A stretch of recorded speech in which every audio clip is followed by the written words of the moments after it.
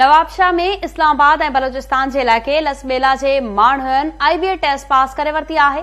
अवां खे ॿुधाई पिया नवाबशाह वासी उम्मीदवारनि एहतजाज कयो आहे।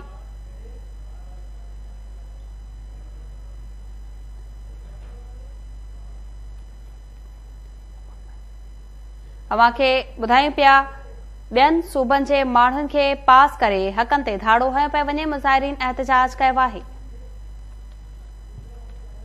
नवाबशाह मां ख़बर ॾी पिया इस्लामाबाद ऐं बलोचिस्तान जे इलाइक़े लसबेला जे माण्हुनि IBA टेस्ट पास करे वरिती आहे। नवाबशाह वासिन उम्मीदवारनि एहतजाज कयो आहे। मुज़ाहिरीन जो चवणु आहे ॿियनि सूबनि जे माण्हुनि खे पास करे हक़नि ते धाड़ो हयो पियो वञे। तफ़सील मालूम कंदासीं। लाइन ते मौजूद आहे KTN न्यूज़ रिपोर्टर अमीर चांडियो। जी अमीर, अपडेट कजो।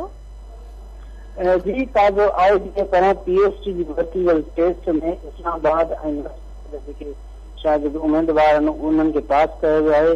साल के नवाबशाह जी जेका लिस्ट जारी कई वई आहे उन्हनि में उन्हनि जा नाला शामिल कया विया आहिनि।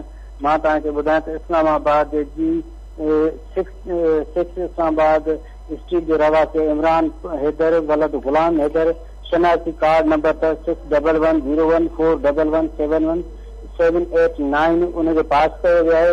लसबेला जो रवासी आहे। चीज़लाबाद वन हब लसबेला जो रवासी आहे। उनजो नालो आहे शकील अहमद वलद सोहाब। उनजो शनाख्ती नंबर आहे 51503834813813-5। ॿिन्ही खे नवाबशाह तालके जी जेका लिस्ट जारी कई वई आहे उन्हनि लिस्ट में शामिल कयो वियो आहे। जीअं नवाबशाह जे उम्मीदवारनि उन खत एहतजाज कयो आहे त जेका भर्तियूं कयूं थियूं वञनि उहे UC लेवल ऐं तालके लेवल ते कयूं थियूं वञनि।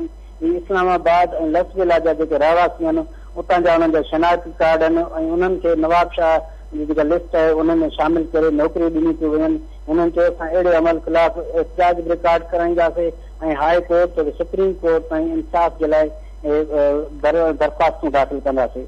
जी अमीर चांडियो, तफ़सील ॿुधाइण लाइ महिरबानी।